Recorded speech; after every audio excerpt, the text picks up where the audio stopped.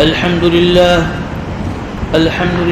نحمده ونستعينه ونستغفره ونؤمن به ونتوكل عليه ونعوذ بالله من شرور أنفسنا ومن سيئات أعمالنا من يهد الله فلا مضل له ومن يضلله فلا هادي له ونشهد أن لا إله إلا الله وحده لا شريك له ونشهد أن سيدنا ومولانا محمدا عبده ورسوله وبارك وسلم تسليما كثيرا أما بعد فأعوذ بالله من الشيطان الرجيم بسم الله الرحمن الرحيم وإذا قيل لهم لا تفسدوا في الأرض قالوا إنما نحن مصلحون ألا إنهم هم المفسدون ولكن لا يشعرون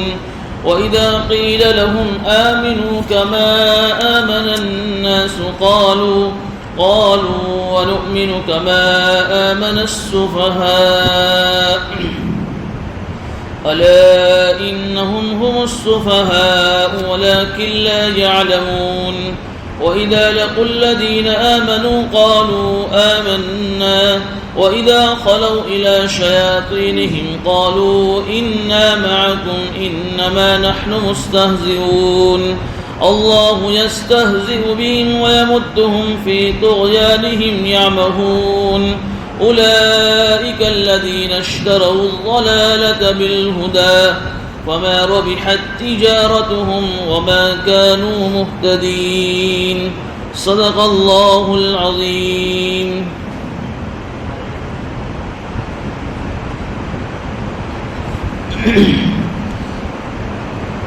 سورہ بقرہ کے دوسرے رکوع کی تفسیر کا سلسلہ جاری ہے. پہلے رکوع کے اندر دو جماعتوں کا تذکرہ بیان ہوا تھا. پہلی جماعت اور پہلا گروہ جس کے بارے میں شروع کی 5 آیتوں میں بیان ہوا وہ ہے پکے سچے مسلمان کہ جن کے اندر سچی طلب تھی. اللہ رب العزت نے ایمان کی اور اسلام کی دولت سے مالا مال فرمایا.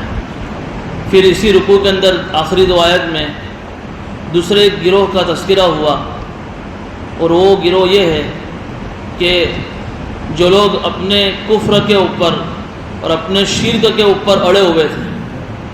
حق ان کے سامنے آ گیا, ہدایت کا راستہ ان کے سامنے واضح ہو گیا, لیکن ان کے اندر تکبر تھا, ضد تھی, حسد تھا. تو اس کی وجہ سے انہوں نے ہدایت کو قبول نہیں کیا. تو اللہ رب العزت نے ان کے دلوں کے اوپر اور ان کے کانوں کے اوپر مہر لگا دی. مہر لگانے کا مطلب بتایا تھا کہ جب ان کے سامنے شروع میں جب ہدایت کا راستہ ان کے سامنے واضح ہو گیا, حق کیا ہے باطل کیا ہے ان کے سامنے کھل کر آ گیا, پھر بھی جب حق قبول نہ کیا تو اللہ رب العزت نے حق کی صلاحیت ان کے اندر سے چھین لی, جس کا نتیجہ یہ ہوا کہ یہ گروہ جس کو ہم کافر اور مشرک کہتے ہیں ان کی موت بھی اسی کفر کے اوپر ہوئی. پھر سورہ بقرہ کا دوسرا رکوع شروع ہوا تھا. اس میں ایک تیسری جماعت کا تذکرہ تھا جس کا تفصیلی بیان گزشتہ آیا تھا, جس کا نام ہے منافقین. مکی زندگی میں یا تو سچے پکے مسلمان تھے یا کفر پر اڑے ہوئے کافر لوگ تھے. یہ تیسری جماعت مدینہ کے اندر پیدا ہوئی ہجرت کے بعد. اور یہ منافقین کس کو کہتے ہیں اس کا بیان بھی گزشتہ ہوا تھا کہ جو ظاہر میں تو اپنا آپ کو مسلمان کہتے تھے, زبان سے اسلام کا دعویٰ کرتے تھے کہ ہم مسلمان ہیں, اور ظاہر میں مسلمانوں کے ساتھ صف میں کھڑے ہوتے تھے, مسجدوں میں جماعت کے ساتھ نماز پڑھتے تھے, اگرچہ سستی کے ساتھ لیکن مسجدوں کے اندر بھی آتے تھے. لیکن حقیقت میں ان کے اندر کفر چھپا ہوا تھا, ان کے دلوں میں ان کی سینوں میں شرک چھپا ہوا تھا. صرف دنیاوی مفاد کے لیے اور مسلمانوں کو جو فائدے مل رہے تھے اس زمانے میں, ان فائدوں کو حاصل کرنے کے لیے انہوں نے صرف ظاہر میں اسلام قبول کیا ہو. یہ منافقین کی جماعت تھی. اس کا پورا تفصیلی بیان دوسرے رکوع میں اللہ رب العزت نے بیان فرمایا ہے. یہ 3 آیتیں گزشتہ ہو چکی تھی. یہ آج کی اس مجلس میں ہم چوتھی آیت کا تذکرہ کریں گے کہ اللہ رب العزت نے صاف قرآن کریم کے اس رکوع میں ان کے متعلق فرمایا کہ کہ یہ لوگ یہ کہتے ہیں کہ ہم اللہ پر اور آخرت پر ایمان لائے، لیکن اے نبی جی وما ہم بمؤمنین، یہ حقیقت میں ایمان والے ہے ہی نہیں، اس لیے کہ ایمان کا تعلق تو جس طریقے سے زبان سے اسلام کا اقرار کرنے کے ساتھ ساتھ دل سے بھی ان ساری باتوں کو سچا ماننا، یہ لوگ تو دل سے سچا مانتے ہی نہیں ہیں، تو وما ہم بمؤمنین یہ حقیقت میں ایمان والے ہے ہی نہیں۔ اور یہ لوگ جب ظاہر میں اسلام کا دعویٰ کرتے ہیں تو مسلمانوں کو بیوقوف اور مسلمانوں کو دھوکہ دیتے ہیں، اس لیے کہ وہ یہ سمجھتے تھے کہ ہماری پول مسلمانوں کے سامنے نہیں کھلے گی، اللہ کے رسول کو دھوکہ دے رہے ہیں۔ یہاں تو اللہ نے کہا کہ یخادعون اللہ، اللہ کو دھوکہ دے رہے ہیں، حالانکہ اللہ کو کوئی آدمی دھوکہ دے سکتا نہیں، لیکن اللہ کو دھوکہ دینے کا مطلب یہ ہے کہ اللہ کے رسول کو دھوکہ دے رہے ہیں، کیونکہ قرآن کریم کے اندر ایک آیت آپ نے سنی ہوگی کہ وَمَن يُطِعِ الرَّسُولَ فَقَدْ أَطَاعَ اللَّهَ، جس نے اللہ کے رسول کی اطاعت کی گویا کہ اس نے اللہ کی اطاعت کی۔ تو یہاں بھی وہی انداز اختیار کیا ہے کہ جس نے اللہ کے رسول کو دھوکہ دیا گویا کہ اس نے اللہ کو دھوکہ دیا، یہ اللہ کے رسول کو دھوکہ دے رہے تھے۔ حالانکہ میں نے گزشتہ بتایا تھا کہ اللہ رب العزت نے وحی کے ذریعے سے منافقین کی پوری فہرست اللہ کے نبی صلی اللہ علیہ وسلم کو بتلا دی تھی، تو دھوکہ دینے کا کوئی مطلب ہے ہی نہیں۔ اور ایمان والوں کو دھوکہ دینے کا مطلب یہ ہے کہ یہ لوگ ایمان والوں کو اس بنا پر دھوکہ دینے کو سمجھتے تھے کہ ایمان والوں کو بھی خبر نہیں، حالانکہ جب غزوہ احد ہوا جو سن ہجری 2 میں ہوا غزوہ بدر کے بعد، تو یہ عبداللہ ابن ابی ابن سلول جو منافقین کا سردار تھا، سارے صحابہ کے ساتھ یہ لوگ بھی روانہ ہوئے غزوے کے لیے، جہاد کے لیے، چونکہ ظاہر میں اسلام کا دم بھرتے تھے، پول نہ کھل جاوے تو ساتھ میں گئے، لیکن ایک جگہ پر جب پڑاؤ ڈالا تو یہ لوگ بزدل قوم تھی، ڈرپوک تھے لوگ، تو پھر یہ عبداللہ ابن ابی ابن سلول جو منافقین کا سردار تھا اپنے 300 ٹولے کو لے کر واپس مدینہ روانہ ہوا ہے۔ تو اس وقت منافقین کے مسلمانوں کے سامنے بھی ان کا بھانڈا پھٹ گیا، ان کی پول کھل گئی کہ یہ لوگ حقیقت میں مسلمان نہیں۔ تو اللہ نے آگے یہی کہا کہ وما یخدعون الا انفسهم وما یشعرون، یہ لوگ تو اپنے آپ کو ہی دھوکہ دے رہے ہیں، کیا اللہ کو دھوکہ دیتے اور کیا ایمان والوں کو دھوکہ دیتے، اس لیے کہ خود انہیں کا نقصان ہو رہا ہے، وما یشعرون، اور ان کو اس کا خبر بھی نہیں ہے۔ فی قلوبہم مرض، 29 آیت ارشاد فرمائی تھی کہ ان کے دلوں میں روگ ہے، یعنی یہ ایسا کیوں کر رہے ہیں، یہ ظاہر میں اسلام کا دعویٰ کر رہے ہیں اور حقیقت میں ان کے سینوں میں کفر ہے، نفاق ہے، شرک، ایسا کیوں کر رہے ہیں؟ اللہ کہہ رہے ہیں کہ ان کے دلوں میں روگ ہے۔ میں نے گزشتہ بتایا تھا کہ ایک تو ظاہری بیماری ہوتی ہے جس کا علاج ظاہری ڈاکٹر کے پاس کیا جاتا ہے، یہ باطنی بیماری ہے، ان کے دل کے اندر حسد ہے، جلن ہے، اسلام کی ترقی ان سے دیکھی نہیں جاتی ہے، چونکہ منافقین میں زیادہ تر یہودی تھے جو مدینہ منورہ میں لوگ رہتے تھے۔ تو جب حضور اکرم صلی اللہ علیہ وسلم جب مدینہ منورہ ہجرت کر کے تشریف لائے تو یہودی حالانکہ حضور کے آنے سے پہلے حضور کا انتظار کرتے تھے کہ ایک نبی آئیں گے، ان کی تورات کتاب میں اس کا صاف تذکرہ ہے کہ ایک نبی آنے والے ہیں جو آخری نبی ہوں گے، تم اس پر ایمان لے آنا۔ تو یہودی تو پہلے سے حضور کے آنے کا انتظار کرتے تھے، تو پھر ان کو حضور کے اوپر حسد کیوں ہوا؟ تو علماء نے لکھا ہے، میں نے اس کے پہلے بھی یہ وجہ بتائی تھی کہ جتنے بھی جو نبی آئے، حضرت ابراہیم علیہ السلام کے 2 بیٹے، حضرت اسحاق علیہ السلام، حضرت اسماعیل علیہ السلام، تو جتنے بھی نبی آئے یہودیوں میں، بنی اسرائیل میں، سارے کے سارے حضرت اسحاق علیہ السلام کے خاندان سے آئے، 4,500 کے قریب نبی آئے ان کے خاندان میں، لیکن یہ آخری نبی حضرت محمد صلی اللہ علیہ وسلم جو آئے وہ بنو اسماعیل کے خاندان سے آئے، حضرت اسماعیل اسلام کے خاندان سے آئے۔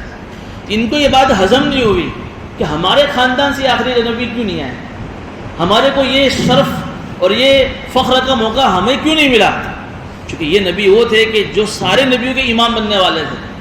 ان کو یہ حسد ہو گیا، جلن ہو گئی کہ نہیں اب ہم ان کو قبول نہیں کریں گے۔ حالانکہ اب سنیں گے سورہ بقرہ میں آگے کا آیت آئے گی، یہودیوں کا تفصیلی تذکرہ آئے گا اس سورہ بقرہ میں، کیسی کیسی ان کی حرکتیں تھی۔ قرآن نے صاف کہا ہے کہ ساری جو تورات میں حضور اکرم صلی اللہ علیہ وسلم کی خوبیاں اللہ نے بیان فرمائی تھی، وہ ساری کی ساری خوبی انہوں نے حضور کے اوپر دیکھ لی مدینے میں آنے کے بعد۔ یعرفونہ کما یعرفون ابناہم، جسے ایک باپ اپنے بیٹی کی ساری نشانیں جانتا ہے کہ میرے بیٹے کا چہرہ کیسا ہے، میرے بیٹے کے ہونٹ کیسے، کان کیسے، آنکھ کیسی، بال کیسے، اس کا حلیہ کیسا ہے، رات کے اندھیرے میں بھی اس کا بیٹا ملے تو باپ اپنے بیٹے کو پہچان لیتا ہے۔ اللہ فرما رہے ہیں کہ جس طریقے سے ایک باپ اپنے بیٹے کو پہچانتا ہے، اس طرح یہودی اپنے نبی کو اس طریقے سے پہچانتے تھے آخری نبی کے بارے میں، لیکن اس حسد اور اس کینہ اور اس بغض اور اس جلن کی وجہ سے ایمان نہیں لائے۔ تو فی قلوبہم مرض، اللہ کرے کہ ان کے دلوں میں یہ روگ تھا، لیکن انہوں نے اپنی اس روگ کی اصلاح نہیں کی، اس کا علاج نہیں کیا، تو فزادہم اللہ مرضا، اللہ نے اس بیماری کو اور بڑھا دیا۔ ظاہر سی بات ہے کہ جب آدمی شروع میں اس کے سامنے کوئی حق سامنے آ جاوے وہ آدمی اس حق کو قبول نہیں کرتا ہے، جیسا بھی اوپر آیا کہ اللہ کا قانون ہے کہ پھر اللہ تعالیٰ حق بات کی سننے کی صلاحیت ختم کر دیتے ہیں. اللہ نے ان کی اس روک کو اور بڑھا دیا. اب جو اسلام کی ترقی ہو رہی ہے اور حسد بڑھ رہا ہے اور جنگ بڑھ رہی ہے. فزادہم اللہ مرضا ولہم عذاب علیم بما کانوا یکذبون. کہ اسی اور ان کے لیے دردناک عذاب ہے بما کانوا یکذبون، اس لیے کہ یہ جھوٹ کہتے ہیں، چونکہ یہ جھوٹ بولتے ہیں. اصل کیا چیز ہے؟ یہ جھوٹ کو حق کو چھپانے والے تھے. وَإِذَا قِيلَ لَهُمْ لَا تُفْسِدُوا، یہ آج کی آیت جو پڑھی گئی. اصل ایک اور بات ان کے اندر یہ تھی، اس آیت کو سمجھنے سے پہلے تھوڑا سا سمجھ لیں کہ یہ جو منافقین تھے مدینہ کے اندر، ان کی ایک شرارت یہ تھی کہ مدینہ کے اندر جو کمزور مسلمان تھے، جو ابھی نئے نئے اسلام میں داخل ہوئے، ظاہر سی بات ہے کہ ان کا ایمان ابھی اتنا پختہ نہیں ہے، ان کا اسلام ابھی اتنا پختہ نہیں ہے، تو یہ لوگ ان کے پاس جاتے تھے اور ان کے پاس جا کر ان کے دلوں کے اندر اسلام کے بارے میں سوالات پیدا کرتے تھے، شک پیدا کرتے تھے اور ان کے ایمان کو اور کمزور کرنے کی کوشش کرتے تھے. اور پھر کبھی کبھی کیا ہوتا تھا کہ منافقین اس طرف کمزور ایمان والے کے پاس جا کر ان کے دلوں میں اسلام کے بارے میں سوالات پیدا کیے اور ان کے ایمان کو ڈاماڈول کیا. پھر کبھی ان یہودیوں میں جو کٹر جو کافر تھے، جو ظاہر میں انہوں نے اسلام قبول نہیں کیا تھا، ان کے پاس جا کر بیٹھتے اور ان سے کیا کہتے ہیں کہ ہم تمہارے ساتھ. آگے اس کے آیت کا تذکرہ آ رہا ہے. وہاں ان کی ہاں میں ہاں ملاتے، یہودیوں کے پاس جا کر ان کی ہاں میں ہاں ملاتے اور ادھر مسلمانوں کے پاس آ کر مسلمانوں کے ایمان کو کمزور کرنے کی کوشش کرتے ہیں، یعنی ڈبل پالیسی اختیار کرتے ہیں. اس طریقے سے مدینے کے اندر ایک فساد اور ایک فتنہ اور ایک جو ہے آپس کے اندر لڑائی جھگڑے کا ماحول پیدا ہو رہا تھا. تو یہ مسلمانوں نے کہا ان سے کہ تم ایسا کیوں کرتے ہو؟ وَإِذَا قِيلَ لَهُمْ، جب ان سے کہا گیا کہ لَا تُفْسِدُوا فِي الْأَرْضِ، کہ اللہ کی زمین میں فساد مت پھیلاؤ. یہ فساد ہے. اب فساد کسے کہتے ہیں؟ تو اس کو سمجھنے کے لیے یہ بات ہی سمجھیے کہ ہم سب کا یہ عقیدہ ہے کہ اللہ تعالیٰ نے پوری دنیا کو اپنی قدرت سے پیدا کیا ہے. پوری کائنات کا مالک اللہ تعالیٰ ہے اور اللہ تعالیٰ ہی پوری کائنات کے خالق ہیں. مالک بھی اللہ ہے، خالق بھی اللہ ہے. جب یہ بات ہمارا عقیدہ ہے، ہم سب کے سامنے ہے، تو پھر ظاہر سے بات ہے کہ اس پوری کائنات میں کس کی چلے گی؟ اللہ کی مرضی چلے گی. اللہ جیسے چاہیں گے ایسے دنیا کا نظام چلے گا. یہ اصل چیز ہے. اب اس کے خلاف کوئی آدمی اگر سازش کر رہا ہے، پلاننگ کر رہا ہے، تو یہ فساد ہے. یہ منافقین کیا کر رہے تھے؟ اللہ کی چوائس کیا ہے، اللہ کی مرضی کیا ہے کہ پوری دنیا میں اسلام کا بول بالا ہو، سارے لوگ عقیدہ توحید پر آ جاوے، عقیدہ رسالت پر آ جاوے، عقیدہ آخرت پر آ جاوے اور پوری دنیا میں امن قائم ہو، شانتی قائم ہو، اسلام کا بول بالا ہو، اسلام کی تعلیمات ہو. اور یہ منافقین اس کے خلاف کر رہے تھے، جس کی وجہ سے ماحول خراب ہو رہا تھا. تو ان کو مسلمان یہ کہتے تھے کہ لا تفسدوا فی الارض، کہ زمین میں فساد مت پھیلاؤ. تو کیا کہتے تھے؟ قالوا انما نحن مسلمون، ارے تو ہم کو فسادی کہتے ہو، فتنہ اور بھڑکانا والا کہتے ہو، ہم تو اصلاح کر رہے ہیں. دیکھیے ان کی غلطی پر ان کو ٹوکا جا رہا ہے اور سامنے سے دعویٰ کیا کر رہے ہیں؟ کام کر رہے غلط. سماج میں، سوسائٹی میں، معاشرے کے اندر، شہر میں فساد اور فتنے بھڑکا رہے ہیں اور کیا کہہ رہے ہیں کہ ہم تو صلح کرنے والے ہیں، ہم تو اصلاح کرنے والے ہیں. تو اللہ کیا کہہ رہے ہیں؟ سن لو، الا انہم هم المفسدون ولکن لا یشعرون. یہ لوگ کیوں اپنا آپ کو اصلاح کرنے والا کہہ رہے ہیں؟ یہ حقیقت میں فساد پھیلانے والے ہیں. ولکن لا یشعرون، لیکن ان کو اس کی خبر ہی نہیں. منافقین ظاہر میں اپنا آپ کو کہہ رہے کہ ہم اصلاح کرنے والے، اللہ نے کہہ دیا کہ تم اصلاح کرنے والے ہے ہی نہیں، تم تو مفسد لوگ ہو، تم تو فتنہ بھڑکانے والے ہو. آج بھی ہمارے اس ماحول کے اندر، جس ملک بھارت میں ہم رہ رہے ہیں، بہت سارے لوگ میڈیا کے اوپر ڈیبیٹ کرنے کے لیے آتے ہیں، اسلام کا لبادہ اوڑھ کر آتے ہیں، اسلام کا پہرواز پہن کر آتے ہیں، اسلام کا ڈیفینس کرنے کے لیے آتے ہیں. حالانکہ جو ظاہر میں مولوی قسم کے لوگ معلوم ہوتے ہیں، لیکن حقیقت میں ان کو اسلام سے کوئی سروکار ہی نہیں ہوتا ہے. اور پھر وہ ڈیبیٹ میں بیٹھ کر اسلام کے ڈیفینس میں ایسی ایسی باتیں کہتے ہیں. اور جب ان سے کہا جائے کہ تم ایسی ایسی باتیں کیوں کرتے ہو جس سے اسلام بدنام ہوتا ہے، جس سے آپس میں فساد پھیلتا ہے، تو وہ کیا کہتے ہیں کہ بھائی ہم تو صلح کر رہے ہیں. بھائی کائے کی صلح کر رہے ہیں؟ ہم چاہ رہے ہیں کہ آپس میں بھائی چارہ قائم ہو، آپس میں ایک دوسرے میں محبت قائم ہو. بھائی ایسی کیسی محبت آپس میں تم قائم کرو گے کہ جس سے تمہارا اسلام بدنام ہو؟ حالانکہ آپ کو معلوم ہونا چاہیے کہ اسلام کی تعلیمات ایسی ہیں کہ اگر تم ایسے ملک میں رہ رہے ہو کہ جس میں اسلام کے علاوہ اور بھی دوسرے مذہب والے بھی رہ رہے ہیں، جیسے ہمارا ملک بھارت ہے، تو ہم نے اسلام میں یہ نہیں کہا ہے کہ تم اپنے برادر وطن کے ساتھ برا سلوک کرو، بلکہ کہا کہ تم ان کے ساتھ اچھائی کے ساتھ پیش آؤ، تم ان کے ساتھ اخلاق کے ساتھ پیش آؤ، رواداری کے ساتھ پیش آؤ، تم ان کے ساتھ بھلائی کے ساتھ پیش آؤ، خیرخواہی کے ساتھ پیش آؤ، معاملات کرنے کی اجازت دی۔ ایسا نہیں کہ یہ نان مسلم ہم اس سے معاملہ نہیں کر سکتے، بڑی تفصیلی یہ موضوع ہے، لیکن اس کا مطلب یہ نہیں ہے کہ ہم ان کے ساتھ اخلاق سے پیش آنے میں، ان کے ساتھ نرمی سے پیش آنے میں ہم جو ہے اپنے اسلام کو ہاتھ سے چھوڑ دیں۔ جیسے بہت سارے لوگ ہیں کہ بھائی کیا کریں، ان کی بستی میں رہنا ہو تو سب کچھ اسلام کے خلاف کرنا پڑتا ہے، اسلام کے خلاف چلنا پڑتا ہے، کیا کرے، مجبوری ہے۔ ایسی مجبوری اسلام نے پسند نہیں کی، یہ فساد ہے۔ یہ لوگ بھی یہ کہتے تھے، منافقین بھی، کہ ہم تو چاہتے ہیں کہ آپس میں یہ یہودیوں میں اور مسلمانوں میں آپس میں رواداری ہو، آپس میں بھائی چارہ ہو، تو ایسا بھائی چارہ اسلام میں قبول ہی نہیں ہے، یہ تو مداہنت ہے۔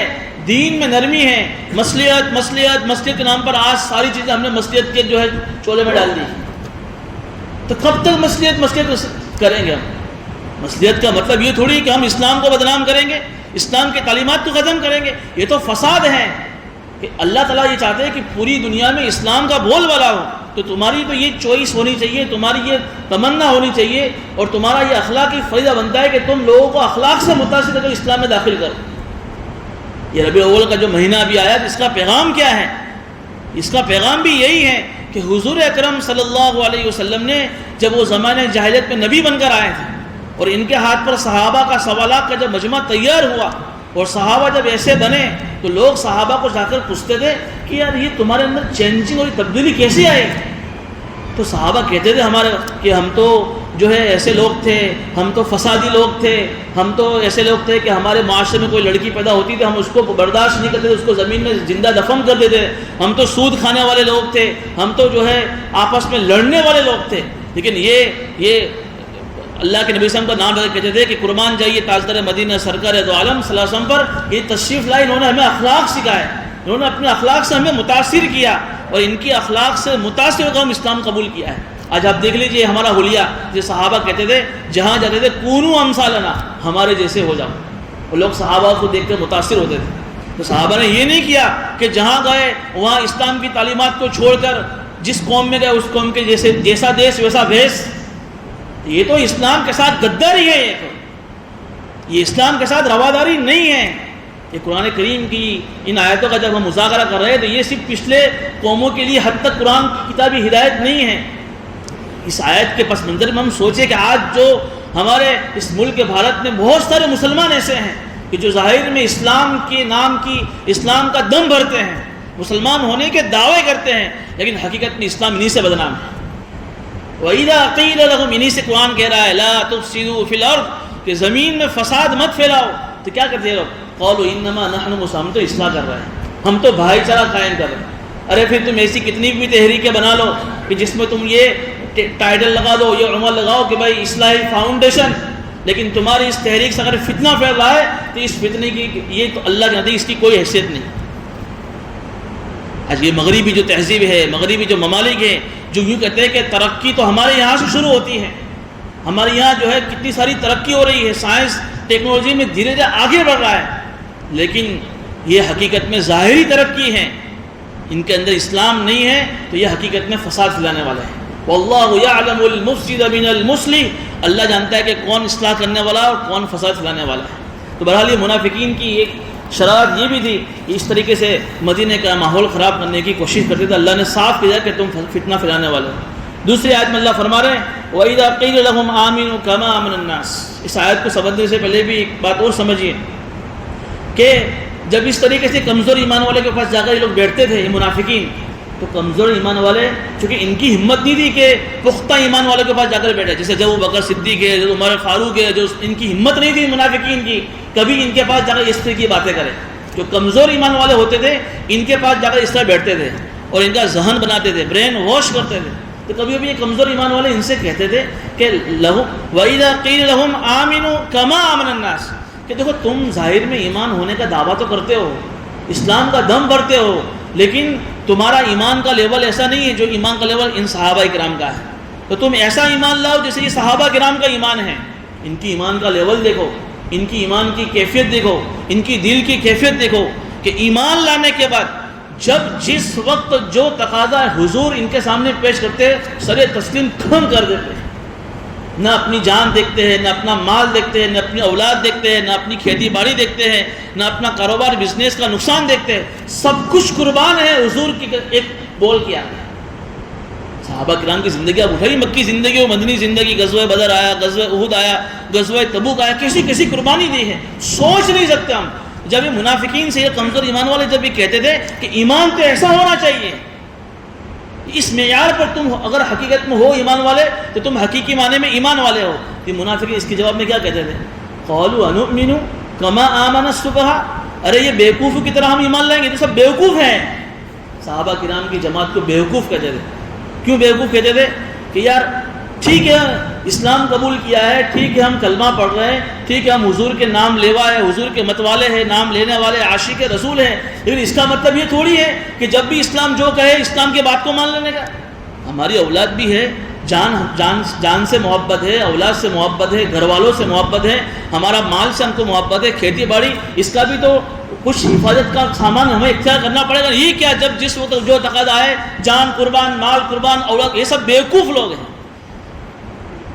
اس کو انہوں نے بیوقوف سے تعبیر کیا۔ اللہ کیا کر رہا ہے؟ الا انہم هم السفہاء، ارے یہ خود بیوقوف ہے منافق، چونکہ ان کو سامنے دنیاوی زندگی ہے، تو بیوقوف تو یہ لوگ ہیں کہ دنیاوی زندگی کو پسند کر کے انہوں نے اپنی آخرت کو برباد کیا ہے، تو بیوقوف تو یہ لوگ ہیں۔ یہ صحابہ کرام تو اتنے اونچے لیول پر ہے کہ اللہ نے ان کے ایمان کو معیار بنایا کہ اگر تم یہ چاہتے ہو کہ ہم حقیقی معنی میں ایمان والے ہیں تو پھر تمہارا ایمان کا لیول صحابہ کرام کے ایمان کے لیول کی طرح ہونا چاہیے۔ کیسے کیسے حالات ہے مکی زندگی میں، 13 سال مکی زندگی کے حالات اگر آپ مطالعہ کریں گے، سیرت کا مطالعہ کریں گے، آپ کو یقین ہوگا کہ ایسے حالات تھے کہ اگر میں اور آپ اس مکی زندگی میں پیدا ہوتے، اللہ کا شکر ہے، اللہ کا احسان ہے کہ ہم اس زمانے میں، لوگ سوال کرتے ہیں یار ہم بھی اس زمانے میں پیدا ہوتے تو ہم بھی صحابہ بنتے، لیکن تمہیں نہیں معلوم کہ اس زمانے میں منافقین کی بھی لوگ تھے، کافر بھی تھے۔ کیا معلوم کہ ہم منافقین کے فہرست میں ہوتے، کیا معلوم کہ ہم کافروں کی فہرست میں ہوتے۔ ہمارے اندر اتنی طاقت اور اتنی ہمت اور اتنی سخت نہیں تھی کہ ہم ان قربانیوں کو برداشت کرتے اور ہم اسلام قبول کرتے۔ حضرت عمار کی قربانی دیکھو، حضرت بلال کی قربانی دیکھو، حضرت خباب کی قربانی دیکھو، حضرت سمیہ کی قربانی دیکھو، لیکن مکی زندگی کی 13 سال میں حضور کو اللہ نے ایک پل جھپکنے کے برابر اجازت دی کہ تم ان کے ساتھ مقابلہ کرو، بس برداشت کرو، صبر کرو، ایمان کا وہ لیول بنایا۔ پھر اس ایمان کے لیول بننے کے بعد اس ایمان کو اس اونچے لیول پر جب پہنچ گئے، پھر جب مدنی زندگی شروع ہوئی، پھر صحابہ کرام کو اب اجازت ملی کہ اب تم ڈیفینس کرو اپنے ایمان کی، اپنی جان اور مال کے تحفظ کے لیے۔ تو یہ منافقین صحابہ کو بیوقوف، اللہ کرے کہ الا انہم هم السفہاء ولکن لا یعلمون، یہ حقیقت میں بیوقوف ہے لیکن ان کو اس کی خبر نہیں۔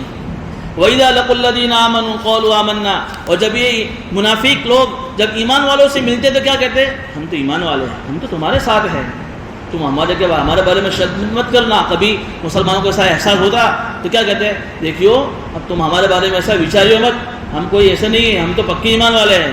اللہ کہہ رہے کہ وَإِذَا خَلَوْا إِلَىٰ شَيَاطِینِهِمْ، لیکن جب شیاطین، یہ شیطان کی جمع ہے، یہودیوں کے سردار کو اللہ نے شیطان سے تعبیر کیا ہے، اس لیے کہ شیطان اللہ کی رحمت سے دور ہیں، یہ لوگ بھی شیطانی تھے، اللہ کی رحمت سے لوگ دور تھے۔ کہ جب یہ منافقین اپنے شیطان اپنے شرکت سرداروں کے پاس جب جاتے تھے تو کیا کہتے تھے؟ قالوا انا، ہم تو تمہارے ساتھ ہیں۔ مسلمانوں کو بتاتے تھے کیا کہتے ہیں کہ ہم تمہارے ساتھ ہیں، اور ان کے ساتھ بیٹھتے تھے کیا کہتے ہیں؟ ہم تمہارے ساتھ ہیں۔ اور پھر کیا کہتے ہیں جب وہ سوال کرتے کہ تم تو ان کے مجلس میں جا کر بیٹھتے ہو مسلمانوں کی، تو کیا کہہ رہے کہ انما نحن ہم تو مذاق اڑاتے ہیں مسلمانوں کا۔ کیا مذاق اڑا رہے؟ کہ مذاق یہ اڑا رہے ہیں کہ دیکھو اگر ہم ظاہر میں اسلام کا دم نہ بھرے تو جیسے بہت سارے غزوات ہوئے جس میں مسلمانوں کو مال غنیمت ملا، تو ہم مسلمان ہوں گے تو ہم کو مال غنیمت میں حصہ ملے گا، تو یہ لوگ بیچارے ہم تو ان کو بیوقوف بنا رہے ہیں، ان کا مذاق اڑا رہے ہیں، ہم کو بھی کچھ مال مل جائے گا، اس لیے ہم ان کے مجلس میں جا کر بیٹھتے ہیں، ورنہ حقیقت میں تو ہم تمہارے ساتھ ہیں۔ اللہ کہہ رہا ہے اللہ یستہزئ بہم ویمدہم فی طغیانہم یعمہون، کہ اللہ ہی ان کا مذاق اڑا رہا ہے۔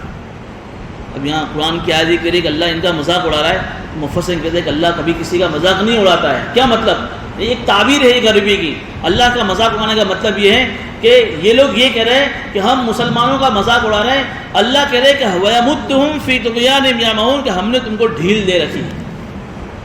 جیسے میں نے یہ مضمون کئی مرتبہ آ چکا ہے کہ جب ایک آدمی اللہ کا نافرمان ہے، کافر ہے، مشرک ہے، سراسر اللہ کی نافرمانی میں ہے، لیکن پھر بھی مالدار سے مالدار ہوتا جا رہا ہے، تو وہ کیا سمجھتا ہے کہ اللہ مجھ سے راضی ہے؟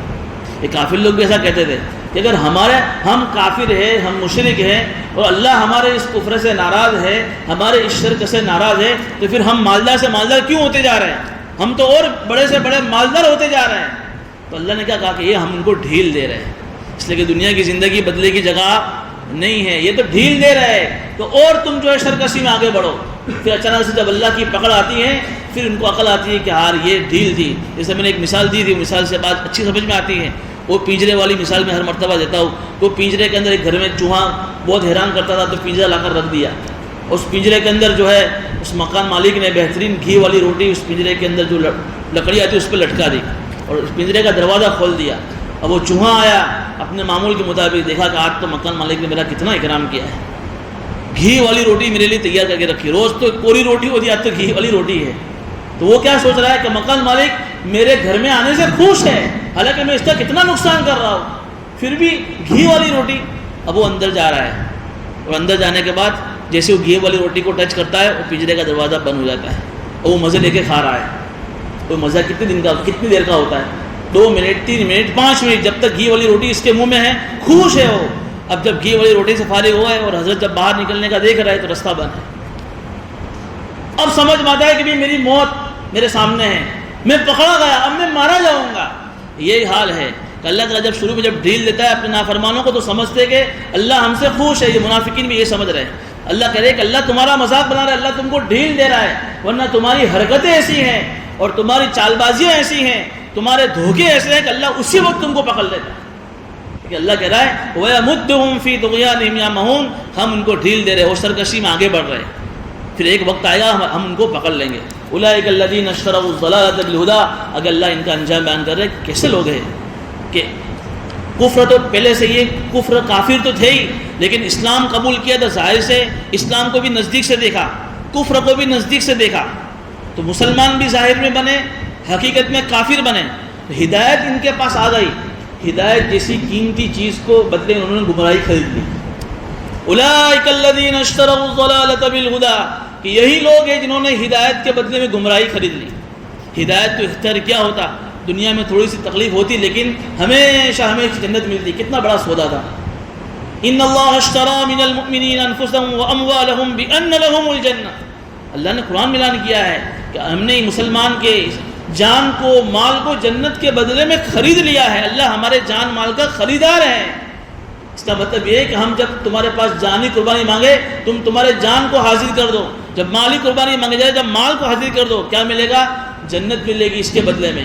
تو ہم مسلمانوں نے تو اللہ سے کیا سودا کیا ہے کہ ہم ہدایت کو اختیار کریں گے، جان مال بھی تیرے رستے میں حاضر ہے، اس کے بدلے میں تو ہمیں جنت دینا ہے۔ لیکن ان منافقین نے کیا کیا؟ ہمیں ہدایت پسند نہیں، ہدایت کے مقابلے میں گمراہی اختیار کر لی۔ اللہ کہہ رہے فما ربحت تجارتہم، کتنے گھاٹے کی تجارت کری، کاروبار کرنے کا سلیقہ بھی ان کے پاس نہیں ہے، بزنس کرنے کا سلیقہ بھی ان کے پاس نہیں ہے، یہ گمراہی خرید کے بیٹھے ہیں۔ تو کب تک فائدہ ہوگا؟ دنیا کی زندگی میں مزے اڑائیں گے، لیکن جب مریں گے ہمیشہ ہمیشہ کی جہنم میں جائیں گے۔ وما كانوا مهتدين، کہ نہ ان کو کاروبار سے ان کو کچھ فائدہ ہوا نہ یہ ہدایت پر آئے۔ اب آخری جو 2 آیت میں منافقین کی 2 مثالیں بیان کی۔ دیکھیے منافق بھی 2 طرح کے تھے، ایک منافق تو اپنے نفاق میں بالکل کٹر تھے، یعنی ظاہر میں مسلمان دنیاوی فائدے کے لیے، لیکن حقیقت میں دل میں زبردست کفر چھپا ہوا تھا۔ تو ان کی مثال اس آیت میں آ رہی ہے۔ وہ منافقین کے بارے میں مثال کیا ہے؟ پہلے مثال کو سمجھو۔ ایک قافلہ جا رہا ہے، جنگل سے گزر رہا ہے، اور رات کا وقت ہے، اور رات اتنی ہو گئی ہے کہ رات کے اندھیرے میں اس قافلے والے کو اگر راستہ دکھائی نہیں دے رہا ہے، سارے لوگ کھڑے ہو گئے۔ اب ایسا تصور کیجیے اپنے دماغ کے اندر کہ ایک قافلہ جا رہا ہے، کچھ لوگ جا رہے ہیں، رات کے اندھیرے میں قافلے کی شکل میں جا رہے ہیں، اور اچانک رات کا اندھیرا چلتے چلتے تو رات ہو گئی، اور رات اتنی تاریک تھی کہ اوپر چاند بھی نہیں تھا، اور رات کی تنہائی کے اندر ان کے پاس کوئی چیز نہیں ہے کہ وہ رات کے اندھیرے میں چل سکے۔ اچانک اس میں سے کچھ آدمیوں نے جو ہے کچھ پتے جمع کیے اور کچھ اس طرح سے لکڑیاں جمع کری اور آگ جلائی، اور جیسی آگ جلی، آگ جلتے ہی کچھ لوگوں نے اس آگ کی روشنی میں چلنا شروع کر دیا۔ لیکن ابھی روشنی میں کیا چلنا شروع کیا کہ اچانک پھر سے آگ بجھ گئی اور وہ اندھیرے میں رہ گئے، اور ایسا اندھیرا کہ پھر ان کو راستہ ہی نہیں ملا۔ سمجھ میں آ گئی مثال؟ اب یہ سمجھو قرآن کریم کی یہ منافقین کے بارے میں مثال اللہ نے کیسے دی کہ یہ لوگ حضور اکرم صلی اللہ علیہ وسلم کے مدینے آنے سے پہلے کفر کے اندھیرے میں تھے، شرک کا اندھیرا، جیسے کہ کفر بھی اندھیرا ہے، شرک بھی اندھیرا ہے، جتنے بھی گناہ ہیں سارے کے سارے گناہ اندھیرے ہیں۔ آپ دیکھیں گے جب کوئی آدمی بہت گناہ کرتا ہے تو اس کو اندر ہی اندر ایسا ہوتا ہے کہ میں ایک اندھیرے میں چل رہا ہوں، سارے ایک گناہ بھی اندھیرا ہے، اور گناہ کے بعد گناہ کرتے کرتے جب آدمی کا دل جب اندر سے سیاہ ہوتا ہے، آدمی خود اس کا احساس ضرور ہوتا ہے۔ تو کفر، شرک، سارے گناہ سب اندھیرے ہیں، اللہ کہہ رہے کہ سب اندھیرے میں تھے، کفر میں تھے، شرک میں تھے۔ لیکن جب حضور اکرم صلی اللہ علیہ وسلم جب مدینہ منور آئے تو انہوں نے اسلام کی روشنی ظاہر کی، وہ اس کو آگ سے تعبیر کیا، اس اسلام کی روشنی سے انہوں نے تھوڑا فائدہ اٹھایا کہ ظاہر میں مسلمان بن گئے، لیکن پھر ان کے سامنے دنیاوی فائدہ آئے، یار اسلام قبول کریں گے تو بہت ساری قربانی دینی پڑے گی، تو یار یہ تو پسند نہیں ہے، تو انہوں نے پھر سے کفر اختیار کر لیا۔ جب پھر کفر اختیار کیا ہدایت آ جانے کے بعد، تو اللہ کیا کہہ رہے کہ ہم نے ان کے آنکھوں کو، ان کی کانوں کو اور ان کی زبانوں کو حق بات قبول کرنے سے بالکل ختم کر دیا۔ وہی کہہ رہے کہ مثلہم کمثل الذی استوقد نارا، کہ ان منافقین کے پہلے گروہ کی مثال ایسی ہے جماعت کی کہ ایک شخص ہے جس نے آگ جلائی، اس سے مراد حضور اکرم صلی اللہ علیہ وسلم نے ایمان کی جو روشنی ظاہر کی۔ فلما اضاءت ما حولہ، جب اس آگ نے اپنے آس پاس کے علاقے کو روشن کر دیا، ظاہر سی بات جب اسلام آیا تو اسلام کی تعلیمات پہ جو لوگ چلے تو ان کے اندر روشنی آئی، ان کے اندر جو ہے اسلامی طریقہ ہے۔ لیکن پھر ان منافقین نے اسلام چھوڑ کر پھر سے کفر اختیار کیا، ذہب اللہ بنورہم وترکہم فی ظلمات لا یبصرون، اللہ نے ان کی آنکھوں کی روشنی کو چھین لیا اور ان کو ایسے اندھیرے میں اللہ نے چھوڑ دیا کہ اب دوبارہ وہ دیکھ نہیں سکتے۔ اس لیے ہدایت قبول کرنے کے اعتبار سے وہ سمن، وہ بہرے ہیں، بکمن، وہ گنگے ہیں، عمین، وہ اندھے ہیں، فہم لا یرجعون، اب دوبارہ وہ ہدایت قبول نہیں کر سکتے۔ جو مضمون کافروں کے بارے میں آیا کہ اللہ نے ان کے سینوں میں مہر لگا دی، ان کے کانوں پر، یہی مضمون ان کے لیے اللہ بیان کر رہا ہے کہ منافقین کی حالت بھی ان کافروں کی طرح ہونے والی ہے۔ اور یہی ہوا، جو بڑے بڑے کٹر منافق تھے، عبداللہ ابن ابی بن سلول جو سردار تھا، سب اسی منافقین حالت پر مرے، ان کو ہدایت نصیب نہیں ہوئی۔ 10 سال حضور اکرم صلی اللہ علیہ وسلم نے مدینہ منورہ میں زندگی بسر کی، اور حضور اکرم صلی اللہ علیہ وسلم کی صحبت انہیں ملی، مسجدوں میں آتے تھے، پہلی صف میں نماز پڑھتے تھے، کبھی کبھی تو غزوات میں بھی جاتے تھے، لیکن اندر میں کفر تھا، شرک تھا، ظاہر میں اسلام کا دعویٰ کرتے تھے، لیکن اللہ نے ان سے ہدایت کو ایسا چھینا کہ پھر وہ کفر کے اوپر مرے۔ اب دوسری مثال بیان کی جا رہی ہے، کچھ منافقین ایسے تھے کہ جو مذبذب شک میں تھے۔ کیا شک تھا؟ کہ کبھی دیکھتے جیسے غزوہ بدر ہوا، تو غزوہ بدر کے اندر مدینہ منورہ آنے کے بعد جب پہلا جو غزوہ اس میں اسلام کفر کی وہ جنگ جو ہوئی، اس میں 40 بڑے بڑے 70 بڑے بڑے مکہ کے کافر مارے گئے، اور مسلمانوں کو زبردست کامیابی ملی۔ جب یہ کامیابی دیکھی، اسلام کی ترقی دیکھی، تو اسلام سے قریب ہو گئے، کہا یار یہ تو اسلام کوئی اچھی چیز ہے، دیکھو مسلمان جیتے، سامنے 1000 کا ٹولہ، ادھر 313، لیکن اسلام میں کچھ دم تو ہے کہ اسلام مسلمان لوگ جیت گئے، کچھ نہیں تھا ان کے پاس ہتھیار۔ تو جب ایسی کوئی مسلمانوں کی کامیابی دیکھتے تو یہ منافق اسلام سے قریب ہو جاتے۔ لیکن پھر غزوہ احد ہوا سن ہجری 2 میں، دوسرے سال، تو اس میں کیا ہوا کہ ظاہر میں مسلمانوں کو ناکامی ملی کسی وجہ سے، جس میں بڑے بڑے 70 صحابہ شہید ہوئے۔ حضور اکرم صلی اللہ علیہ وسلم کے چچا حضرت حمزہ جو شہید چچا تھے وہ بھی شہید ہوئے۔ مسلمانوں کو ظاہری ناکامی ملی، یار یہ تو واپس سے ہار گئے، تو پھر وہ اسلام سے دور ہو جاتے کہ یار نہیں، اسلام برابر مذہب نہیں۔ اور پھر جب قرآن نازل ہوتا تھا تو ظاہر سے بات ہے کہ قرآن کے اندر جہاں مسلمانوں کے لیے بشارت ہے، وہاں کافروں کے لیے منافقین کی سزا کا بیان سن رہے ہیں کہ جہاں سزا کا بیان آ رہا ہے وہاں مسلمانوں کے لیے بشارتیں بھی آ رہی ہے۔ تو جب وہ وعیدیں سنتے تھے کہ جو لوگ اسلام پر نہیں مریں گے، کفر پر مریں گے، شرک پر مریں گے، ان کا حال کیا ہوگا، مرنے کا اللہ ان کو کیسی سزا دے گا، کیسی خطرناک ان کی سزا ہوگی، ان کو جہنم کے آخری طبقے میں ڈالا جائے گا، جب ایسی سزا سنتے تو واپس ڈر جاتے ہو۔ تو وہ لوگ کبھی اس طرف لا الہ الا ولا الہ الا، نہ اس طرف نہ اس طرف، شک میں رہتے تھے، اور پوری زندگی اسی شک میں نکال دی۔ آج کے زمانے کے اندر بھی اکثر مسلمان جو حالات سے ہم لوگ متاثر ہیں، دین بدین حالات بس سے بدتر ہوتے جا رہے ہیں، تو جن کا تعلق اسلام کے ساتھ مضبوط نہیں ہے، جن کی دلوں میں ایمان ابھی پکا نہیں ہے، وہ بھی حالات سے متاثر ہو کر ان کی دلوں میں بھی اسلام کے بارے میں سوال پیدا ہو رہے ہیں۔ اور ان کی مغربی تہذیب کی سب سے بڑی کوشش آج کے زمانے میں یہی ہے کہ کسی طریقے سے مسلمانوں کو ایسا بنا دو کہ ان کو ایک کھوکھلا مسلمان بنا دو۔ الفکر الغزوی کا یہ دور ہے، ان کو معلوم ہے کہ اب ہم مسلمانوں کو اس دنیا سے کبھی بھی ختم نہیں کر سکتے، اس لیے اب ان کی یہ سوچ ہے کہ مسلمان کو ختم نہیں کر سکتے ہیں تو کیا کیا جائے کہ مسلمان کی فکر کو ان کی سوچ کے بدل دو۔ جو سوچ منافقانہ سوچ ہے، یہ دوسرے نمبر کے منافق یہ شک میں پڑے ہوئے ہیں، کبھی اسلام کی ترقی دے رہے تو اسلام سے قریب ہو رہے ہیں، کبھی اسلام کے حالات دیکھ رہے مسلمانوں کے حالات تو گھبرا کر ڈرپوک بن کر اسلام سے دور بھاگ رہے ہیں۔ آپ دیکھ رہے پورے ہمارے ملک بھارت میں دیکھ لیجیے، پوری دنیا کا آپ سروے کیجیے، نوجوان بچے نوجوان بچیاں کبھی تو جو ہے کس نام پر مرتد ہو رہے ہیں، ظاہر میں مسلمان ہیں لیکن ان کی سوچ بدل گئی ہے۔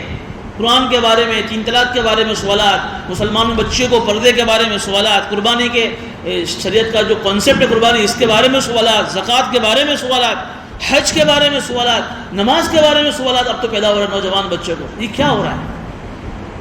بہت ڈرنے کی اور بہت ایکشن لینے کی ضرورت ہے۔ اپنے ایمان کو، اس قرآن کریم کی تفسیر جب ہم بیٹھے ہیں تو ہم بھی اپنا جائزہ لیں کہ ہمارا ایمان کا لیول کس طرف ہے۔ کیا ہمارے اندر تو ایسا تو نہیں ہے کہ ہم بھی ظاہر میں اسلام کا دم بھرتے ہیں لیکن کہیں ایسا تو نہیں کہ ہمارے اندر بھی اسلام کے بارے میں سوالات پیدا ہو رہا ہے؟ اگر ایسی چیز ہے تو پھر جو ہے اپنے اسلام کو، ایمان کو تازہ کرنے کی ضرورت ہے۔ اللہ تعالیٰ ان کی مثال بیان کر رہا ہے، دیکھیے سنیے، او کصیب من السماء، ان کی مثال ایسی ہے جسے آسمان سے پھول بارش برس رہا ہے۔ او کصیب من السماء، کہ آسمان سے ایک پھول بارش برس رہا ہے۔ اب جب بارش برستی ہے تو کیا ہوتا ہے؟ فی ظلمات، رات کے اندھیرے میں بارش برستا ہے تو کبھی کبھی تو بارش میں اتنا اندھیرا ہوتا ہے کہ آدمی کو کچھ دکھائی نہیں دیتا ہے۔ تو فی ظلمات ورعد، کبھی کبھی تو بارش اتنی تیز ہوتی ہے کہ جس میں بادلوں کی کڑک بھی بہت ہوتی ہے، بادل کڑک رہے ہیں۔ اور کبھی کبھی ہوتا ہے کہ وبرق، اس بارش کے اندر بجلی بھی بہت چمکتی ہے، یعنی طوفانی بارش جس کو ہم کہہ لیجیے۔ ایک طوفانی بارش جو ایک تو ہوتی ہے رحمت والی بارش، سکون والی بارش، اور ایک بار ہوتی ہے طوفانی کیفیت والی، بادلوں کی کڑک، بجلی کی چمک، اندھیرا۔ تو ان کی مثال اس بارش کی دے رہے ہیں کہ اسلام بھی ایک بارش کی طرح ہے، ایک موسلادھار بارش ہے، ایک رحمت کی طرح برسا، لیکن ایسا نہیں ہے کہ صرف اسلام میں آسانیاں ہیں۔